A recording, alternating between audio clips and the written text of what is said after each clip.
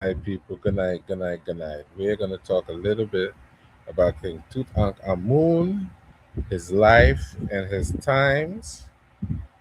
And I'm going to show some of his artifacts. And I'm going to read the resurrection stele. So I'm going to give you guys some time to come in.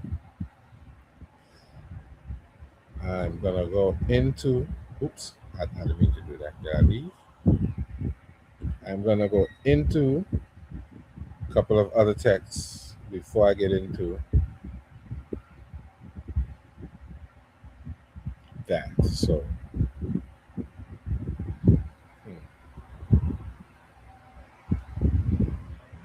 let me see. No, let's start off with some artifacts and then we'll go from there. Let's start off with some artifacts from the tomb. Then we're gonna go into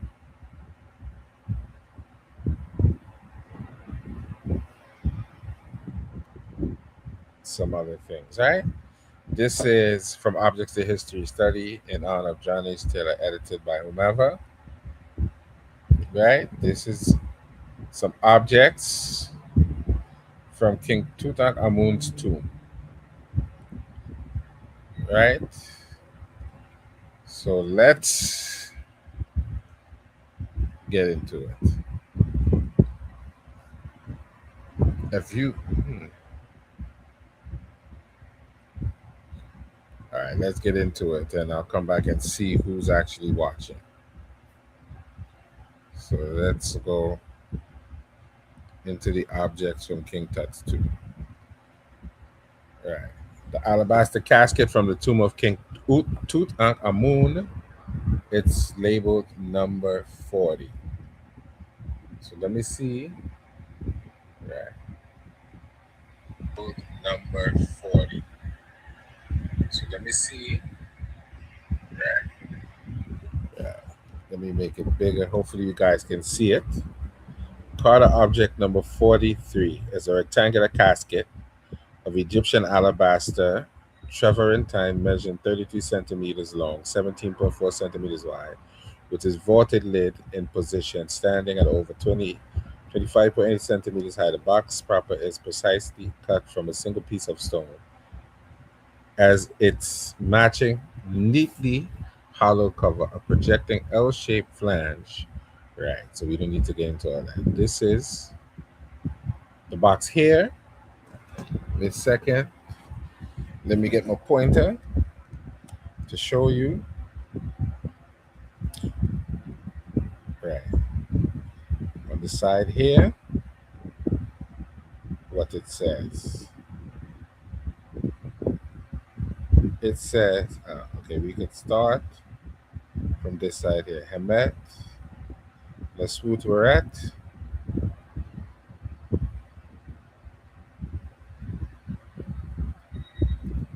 what does that say? Okay, let me go down. Right, it says Hemet, Laswoot Weret. Let me bring it up a little more so I can see exactly what it says. Hemet, Laswoot Weret. It says Amin Sa'ank. Ni, I'm not exactly sure what that says. But it says Sarah Neb Amtu Amin Tut Ankh Heka Anu.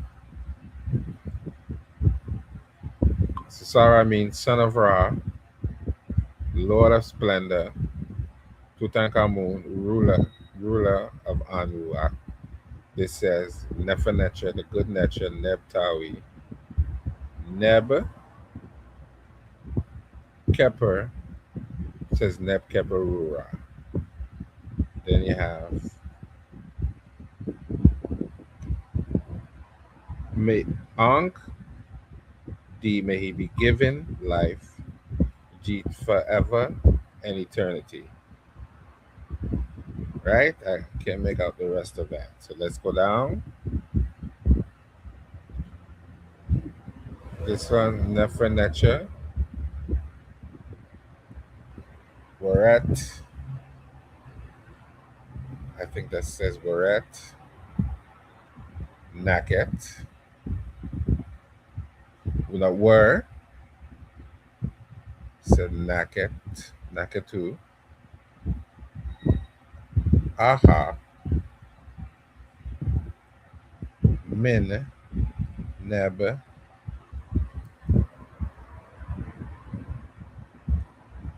Arit, Nebkeperura, Sara, Nebantu. So I would translate as the good nature, the great, a great brave one, something like a great brave one.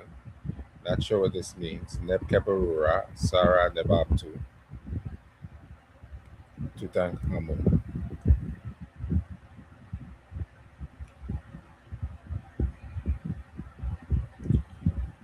This is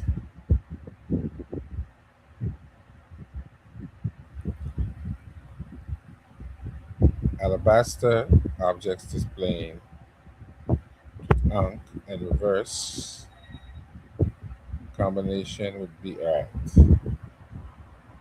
the casket, smooth white surface stained with resin and age, were found, carries an elegant incised decoration, highlighted in black and red, wholly floral in character with double bands of pendant petals along each side. Good night, everyone. Good night, good night, good night, good night, good night. Let me get back to what I was doing, right? Wholly floral in character with double bands of pendant petals along each side, upon each end and on the lid, two composite festal bouquets within the petal boundless at the front knobbed end of the box stands a panel containing three columns of incised text surmounted by the usual pet hieroglyph. The lid between its two floor displays carries a single column of hieroglyphics. This text, like that on the box, filled with a boldly contrasting dark pigment. The cartouche nomina of both box and lid display a consistent and deliberate transposition of elements tut and ankh, a switch affected as if to emphasize the life component of the name, as well as a shared anomalous reversal of the Su hieroglyph. This same notable combination of figures found on the other pieces of the tomb as well, particularly among the. So this would be some things that were found inside the box. A round ball of hair, artificially colored riglets, round ball of hair too. Single thickness of cloth, small balls of combings, mass of decayed hair. It says it might be horsehair, gold, right. Interior of the alabaster casket. On some personal relics in the tomb of King Tutankhamun. Worked alabaster vessels where it seems likely to identify the output of a single workshop. Beyond these shenu, within the casket and its lid supporting text, we find the same signs D and Ankh similarly reversed to emphasize life, with this same positive stress picked up in the Queen's rejuvenating epithet Ankh T. Give me 1 second. Do you go to me?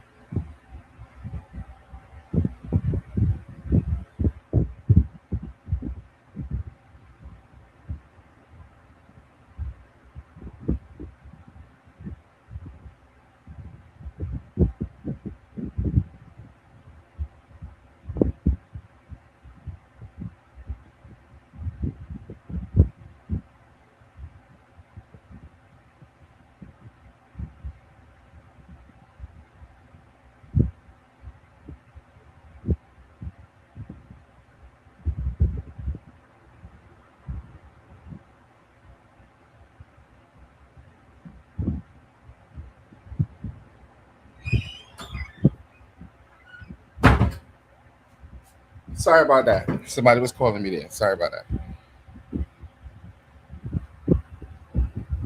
So, if anybody's all right, okay. Number 4, these texts as a whole, which are otherwise conventional character, may be translated as follows: the good God, Lord of the two lands; Nebkeperura, which I said; Sarah, Lord of appearance; Tutankhamun, ruler of Upper Egypt, Heliopolis; Anu Sma, given life, forever, and eternity, the great world wife; Oxenamun, who lives and is vigorous. Right. So that's what it says. The good God, great of strength, larger monuments, Lord of ritual action; Nebkeperura, son of Ra, Lord of appearing; Tutankhamun, ruler of Upper Egypt, Heliopolis, giving life.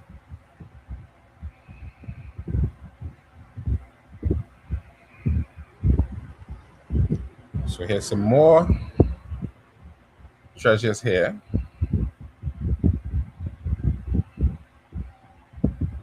Shrine-shaped painted wooden container box. Right? So we could stop sharing that.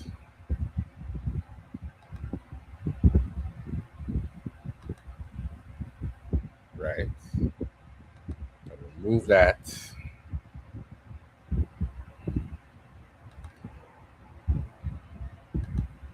Right. Then we're gonna go.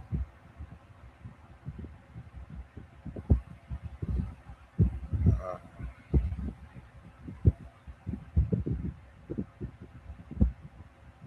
wait. Give me 1 second. Let me go to St. Andrew's Corpus and find the Restoration Stele. Now we can read that. Right, the Restoration Stele.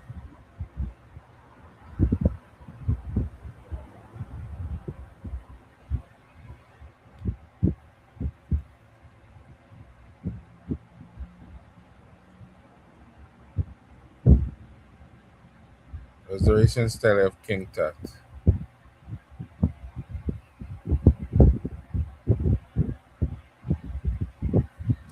King Tutankhamun. There's no Medunecha, but share my screen. This is a primary document here, Resurrection Stele of King Tut from St. Andrew's Corpus. The king of Upper and Lower Egypt, Lord of the two lands, given life forever. Amun Ra, Lord of the thrones of the two lands, Lord of heaven, King of the Necha, Mut, mistress of Asheru, Lady of all gods. He gives life, he gives all life, stability, and dominion, giving plans so that they may be given life, all protection, life, stability, dominion, and health with him, like Ra forever. Year 1, fourth month of the season of inundation, day 19, under the majesty of Horus, mighty bull, perfect of birds. Two ladies, beautiful lords who pacify the two lands. Golden Haru, who wears the crown, who placates the Necha. The king of Nesu Biti. This says the king of Upper and Lower Egypt, son of Ra, giving life to Ra forever and ever. But Nesut Bidi really means something like one who belongs to the south, but is related to the north. Beloved of Amun Ra, Lord of the throne of the two lands, foremost of, this says Karnak, of Atum, Lord of the two lands, and Heliopolis, of Ra Hakuti. Now this is a stele from King Tutankhamun showing him restoring some monuments, because according to the text they weren't in the best of conditions at the time.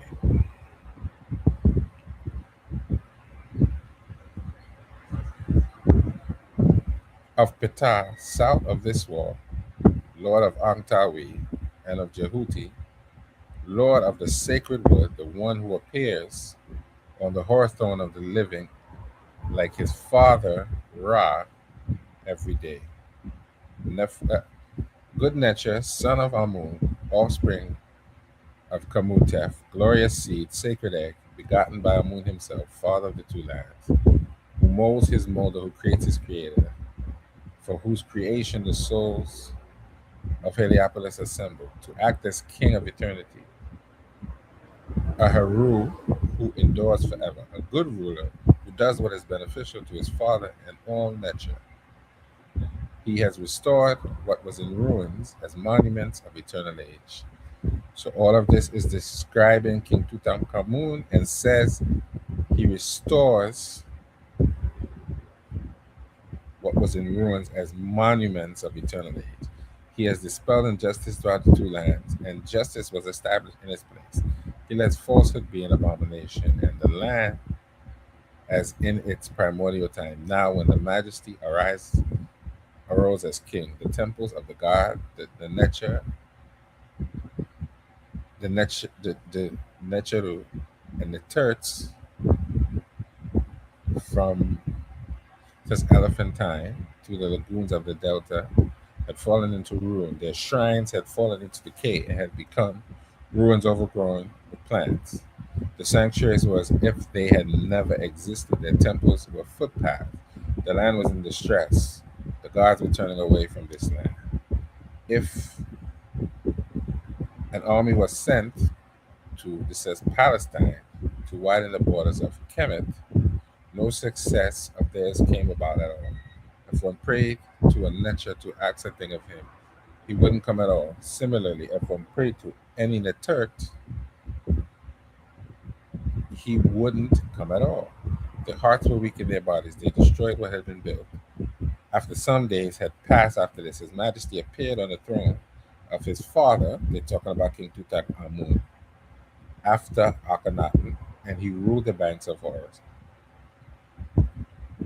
The black land and the red land were under his dominion, and every land was bowing to his might.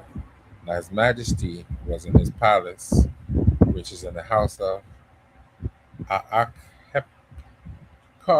like Ra in heaven, and his majesty was exalting the plains of this land and the governing of the two banks. Then his majesty took counsel with his heart, seeking every excellent deed, seeking what was beneficial to his father Amun, fashioning his noble image of real electrum.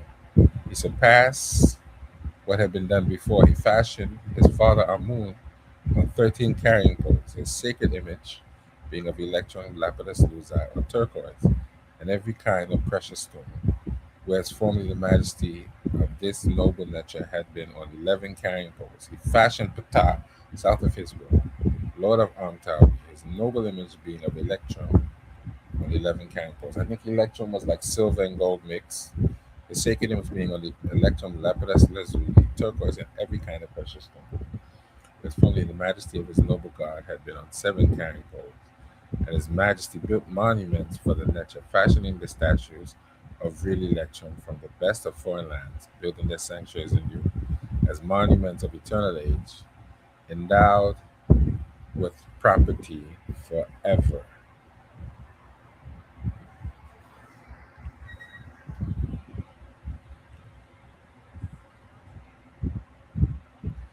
Setting aside offerings for them as daily sacrifices, providing their sacrificial bread on earth. He surpassed what had been before.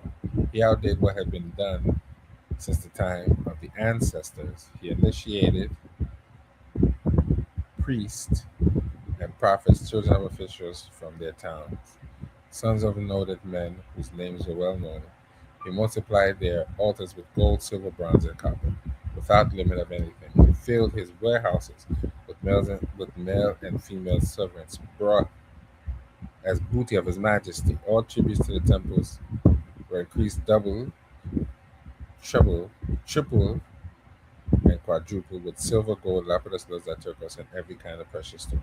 Royal linen, white cloths, fine linen, moringa oil, resin, fat, incense, balm, myrrh, without limits of any good thing. His Majesty, Uncle Justin, has hewn his barks on the rivers from fresh cedar from Lebanon, the pick of Nabu, plated with gold from the best of the foreign land, so that they may illumine the river. His Majesty has consecrated male and female servants and female singers and dancers who had been maidservants in the palace, and their wages were charged to the palace and to the treasury of the Lord of the Two Lands. I let them be guarded and protected by my forefathers, all the nature, in order to placate them, doing what their spirits like, so that they may protect. This says Talmari, the Netert, the Necheru, and Netert, who were in this land. Their hearts are in joy. The lords of sanctuary are jubilated. The banks are cheering and exulting. Jubilation is throughout the entire land, since a good state has come into being. The Besejet in the great temple, their arms are raised in adoration. Their hands are full of set festivals of all eternity. All life and dominion with them are at their nostrils of the strong king, Heru, who protects birth, beloved son of his father Amun-Ra, king of the nature, who created him for his own creation, king of Up and Low Egypt, beloved of Amun, his true eldest son, his beloved, who protects the father who begat him, who exercised the kingship of his father Asar, son of Ra, son who is beneficial to him who created him, rich in monuments, abundant in wonders, builds monuments of his own initiatives. For his father Amun, protected of birds, sovereign, restored Kemet. On this day, one is in the good palace, which is in the house of Akeperi, justified with his majesty. Uncle Jasanet is young, seizing the one who speeds up his body, who Khanum had molded. He is mighty of arm, great of strength, more distinguished than the victorious. Great of strength like the son of Nut, mighty of arm like her. No equal to him exists among the brave of all lands together. He who is knowledgeable like Ra, ingenious like Ptah, perceptive like Jehuti, who ordains laws, effective of command, excellent of judgment, king of Upper Egypt, lord of the two lands, lord of rituals, lord of strength, who placates, son of Ra, of his body, his beloved, lord of every foreign land, lord of crowns, give life, stability, dominion like Ra forever and ever. Right, so that's a little bit about King Tut. You know, it has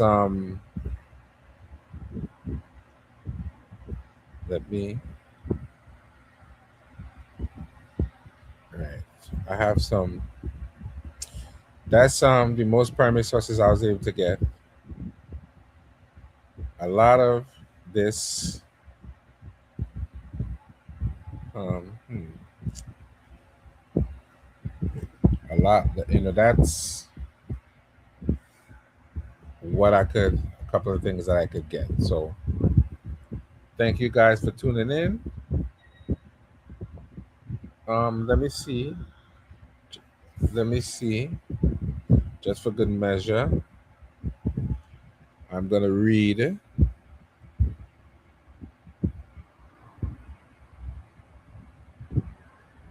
Let me see what else I can find.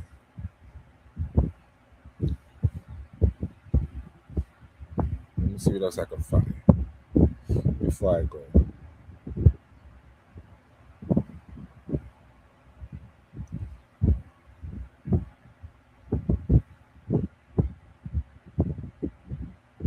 They're referring me a lot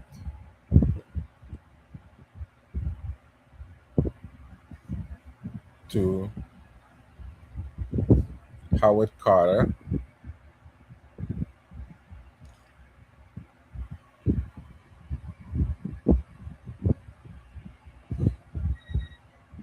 the complete King Tutankhamon. What I think I'm gonna do is this will be a part one. I'll do a part two on King Tut probably tomorrow. So you guys have a blessed night. Thanks for tuning in.